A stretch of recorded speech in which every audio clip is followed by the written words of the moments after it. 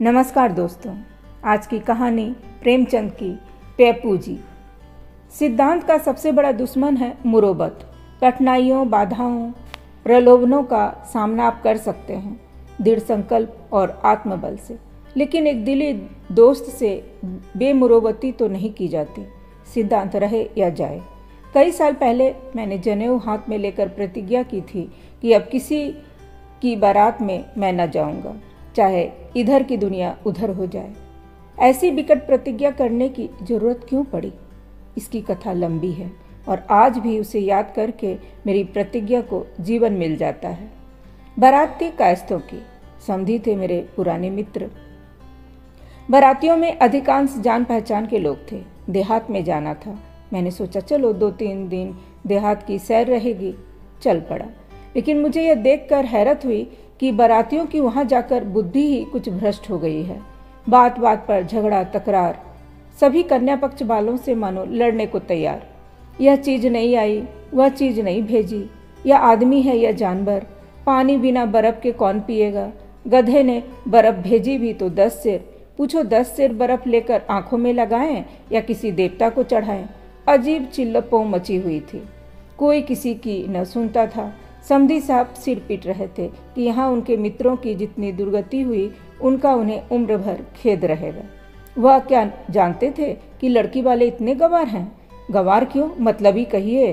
कहने को शिक्षित हैं, सभ्य हैं, भद्र हैं, धन भी भगवान की दया से कम नहीं, मगर दिल के इतने छोटे। 10 सिर बर्फ भेजते हैं, सिगरेट की एक डिबिया भी नहीं। हंस गया और क्या। मैंने उनसे बिना सहानुभूति दिखाए कहा, सिगरेट नहीं भेजे तो कौन सा बड़ा अनर्थ हो गया? खमीरा तंबाकू तो 10 सेर भेज दिया है, पीते क्यों नहीं घोल घोल कर? मेरे समधी मित्र ने विस्मय भरी आंखों से मुझे देखा और उन्हें ऐसा लगा अपने कानों पर विश्वास न हुआ। ऐसी अनीति। बोले, आप भी अजीब आदमी हैं। खमीरा यहाँ कौन पीता है? मुद्दत हुई लोगों ने गुड़गुड़िया और फरसियाँ गुजरी बाजार में बेच डाली। थोड़े से दकिया दनुसी अब भी हुक्का गुड़गुड़ाते हैं, लेकिन बहुत कम। यहाँ तो ईश्वर की कृपा से सभी नई रोशनी, नए विचार, नए जमाने के लोग हैं और कन्या पक्ष वाले यह बात जानते हैं, फिर भी सिगरेट नहीं भेजी। यहाँ कई सज्जन 8-10 डिबिया रोज पी जाते हैं, एक साहब तो 12 तक पहुँच जाते हैं और 4-5 डिबिया तो आम बात है। इतने आदमियों के बीच में 500 डिबिया भी ना हो तो क्या हो। और बर्फ देखिए आपने, जैसे दवा के लिए भेजी है। यहाँ इतनी बर्फ घर घर आती है, मैं तो अकेला ही 10 सिर पी जाता हूँ। देहातियों को कभी हगल ना आएगी, पढ़ लिख कितने ही जाए। मैंने कहा, तो आपको अपने साथ एक गाड़ी सिगरेट और टन भर बर्फ लेते आने चाहिए था। वह स्तंभित हो गए। आप भंग तो नहीं खा गए? जी नहीं, कभी उम्र भर नहीं खाई। तो फिर ऐसी उलूल जुलूल बातें क्यों करते हो? मैं तो संपूर्णतः अपने होश में हूँ। होश में रहने वाला आदमी ऐसी बात नहीं कर सकता। हम यहाँ लड़का ब्याहने आए हैं, लड़की वालों को हमारी सारी फरमाइशें पूरी करनी पड़ेगी, सारी। हम जो कुछ मांगेंगे उन्हें देना पड़ेगा, रो रो कर देना पड़ेगा, दिल लगी नहीं है। नाको चने न चबा दे तो कहिएगा। यह हमारा खुला हुआ अपमान है, द्वार पर बुला कर जलील करना। मेरे साथ जो लोग आए हैं वे नाई कहार नहीं हैं, बड़े बड़े आदमी हैं। मैं उनकी तौहीन नहीं देख सकता। अगर इन लोगों की यह जिद है तो बारात लौट जाएगी। मैंने देखा यह इस वक्त ताव में है, इनसे बहस करना उचित नहीं। आज जीवन में पहली बार केवल 2 दिन के लिए इन्हें एक आदमी पर अधिकार मिल गया है। उसकी गर्दन इनके पाँव के नीचे है। फिर उन्हें क्यों न नशा हो जाए, क्यों न सिर फिर जाए, क्यों न उस दिल खोल कर रौब जमाए। वर पक्ष वाले कन्या पक्ष वालों पर मुद्दतों से हुकूमत करते चले आए हैं और उस अधिकार को त्याग देना आसान नहीं। इन लोगों के दिमाग में इस वक्त यह बात कैसे आएगी कि तुम कन्या पक्ष वालों के मेहमान हो और वे तुम्हें जिस तरह रखना चाहें तुम्हें रहना पड़ेगा। मेहमान को जो आदर सत्कार, चुनी चोकर, रूखा सूखा मिले उस पर उसे संतुष्ट होना चाहिए। शिष्टता यह कभी गवारा नहीं कर सकती कि वह जिनका मेहमान है उनसे अपनी खातिरदारी का टैक्स वसूल करे। मैंने वहाँ से टल जाना ही मुनासिब समझा। लेकिन जब विवाह का मुहूर्त आया इधर से 1 दर्जन व्हिस्की की बोतलों की फरमाइश हुई और कहा गया कि जब तक बोतलें ना आ जाएगी हम विवाह संस्कार के लिए मंडप में न जाएंगे। तब मुझसे न देखा गया। मैंने समझ लिया कि ये सब येसु हैं, इंसानियत से खाली। इनके साथ एक क्षण रहना भी अपनी आत्मा का खून करना है। मैंने उसी वक्त प्रतिज्ञा की कि अब कभी किसी बारात में न जाऊंगा और अपना बोरिया बक्चा लेकर उसी क्षण वहाँ से चल दिया। इसीलिए जब गत मंगलवार को मेरे परम मित्र सुरेश बाबू ने मुझे अपने लड़के के विवाह का निमंत्रण दिया तो मैंने सुरेश बाबू को दोनों हाथों से पकड़कर कहा, जी नहीं, मुझे क्षमा कीजिए, मैं न जाऊंगा। उन्होंने खिन्न होकर कहा, आखिर क्यों? मैंने प्रतिज्ञा कर ली है, अब किसी बारात में न जाऊंगा। अपने बेटे की बारात में भी नहीं, बेटी की बारात में खुद अपना स्वामी रहूंगा। तो समझ लीजिए यह आप ही का पुत्र है और आप यहाँ अपने स्वामी हैं। मैं निरुत्तर हो गया। फिर भी मैंने अपना पक्ष न छोड़ा। आप लोग वहाँ कन्या पक्ष वालों से सिगरेट, बर्फ, तेल, शराब आदि आदि चीज़ों के लिए आग्रह तो न करेंगे? भूल कर भी नहीं, इस विषय में मेरे विचार वही हैं जो आपके। ऐसा तो न होगा कि मेरे जैसे विचार रखते हुए भी आप वही दुराग्रहियों की बातों में आ जाएं और वे अपने हथकंडे शुरू कर दें। मैं आप ही को अपना प्रतिनिधि बनाता हूँ। आपके फैसले की वहाँ कहीं अपील न होगी। दिल में तो मेरे अब भी कुछ संशय था, लेकिन इतना आश्वासन मिलने पर और ज़्यादा अड़ना असज्जनता थी।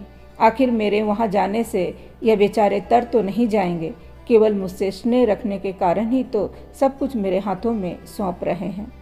मैंने चलने का वादा कर लिया, लेकिन जब सुरेश बाबू विदा होने लगे तो मैंने घड़े को जरा और ठोका। लेन देन का तो कोई झगड़ा नहीं है, नाम को नहीं। वे लोग अपनी खुशी से जो कुछ देंगे वह हम ले लेंगे। मांगने न मांगने का अधिकार तो आपका रहेगा। अच्छी बात है, मैं चलूँगा। शुक्रवार को बारात चली। केवल रेल का सफ़र था और वह भी 50 मील का। तीसरे पहर के एक्सप्रेस से चले और शाम को कन्या के द्वार पर पहुंच गए। वहाँ हर तरह का सामान मौजूद था। किसी चीज़ के मांगने की ज़रूरत न थी। बारातियों की इतनी खातिरदारी भी हो सकती है, इसकी मुझे कल्पना भी न थी।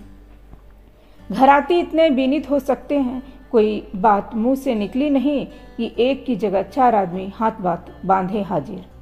लगन का मुहूर्त आया। हम सभी मंडप में पहुँचे। वहाँ तिल रखने की जगह भी न थी। किसी तरह धस धसाकर अपने लिए जगह निकाली। सुरेश बाबू मेरे पीछे खड़े थे। बैठने को वहाँ जगह न थी। कन्यादान संस्कार शुरू हुआ। कन्या का पिता एक पीताम्बर पहने आकर वर के सामने बैठ गया और उसके चरणों को धोकर उन पर अक्षत, फूल आदि चढ़ाने लगा। मैं अब तक सैकड़ों बारातों में जा चुका था, लेकिन विवाह संस्कार देखने का मुझे कभी अवसर न मिला था। इस समय वर के सगे संबंधी ही जाते हैं। अन्य बाराती जनबासे में पड़े सोते हैं या नाच देखते हैं या ग्रामोफोन के रिकॉर्ड सुनते हैं और कुछ न हुआ तो कई टोलियों में ताश खेलते हैं। अपने विवाह का मुझे याद नहीं। इस वक्त कन्या के वृद्ध पिता को एक युवक के चरणों की पूजा करते देखकर मेरी आत्मा को चोट लगी। यह हिंदू विवाह का आदर्श है या उसका परिहास? जामता एक प्रकार से अपना पुत्र है। उसका धर्म है कि अपने धर्म पिता के चरण धोए, उस पर पान फूल चढ़ाए। यह तो नीति संगत नहीं मालूम होता है। कन्या का पिता वर के पांव पूजे, यह तो शिष्टता नहीं है, न धर्म न मर्यादा। मेरी विरोधी आत्मा किसी तरह शांत न रह सकी। मैंने झल्लाए हुए स्वर में कहा, यह क्या अनर्थ हो रहा है भाइयों? कन्या के पिता का यह अपमान, क्या आप लोगों में आदमियत रही नहीं? मंडप में सन्नाटा छा गया। मैं सभी आंखों का केंद्र बन गया। मेरा क्या आशय है यह किसी की समझ में न आया। आखिर सुरेश बाबू ने पूछा, कैसा अपमान और किसका अपमान? यहाँ तो किसी का अपमान नहीं हो रहा है। कन्या का पिता वर के पांव पूजे, यह अपमान नहीं तो क्या है? यह अपमान नहीं भाई साहब, प्राचीन प्रथा है। कन्या के पिता महोदय बोले, यह मेरा अपमान नहीं है मान्यवर, मेरा अहोभाग्य कि आज यह सुअवसर आया। आप इतने ही से घबरा गए? अभी तो कम से कम 100 आदमी पेपू जी के इंतजार में बैठे हुए हैं। कितने ही तरसते हैं कि कन्या होती तो वर के पांव पूछकर अपना जन्म सफल करते। मैं लाजवाब हो गया। समधी साहब पांव पूज चुके तो स्त्रियों और पुरुषों का एक समूह बर की तरफ उमड़ पड़ा और प्रत्येक प्राणी लगा उसको उसके पांव पूजने।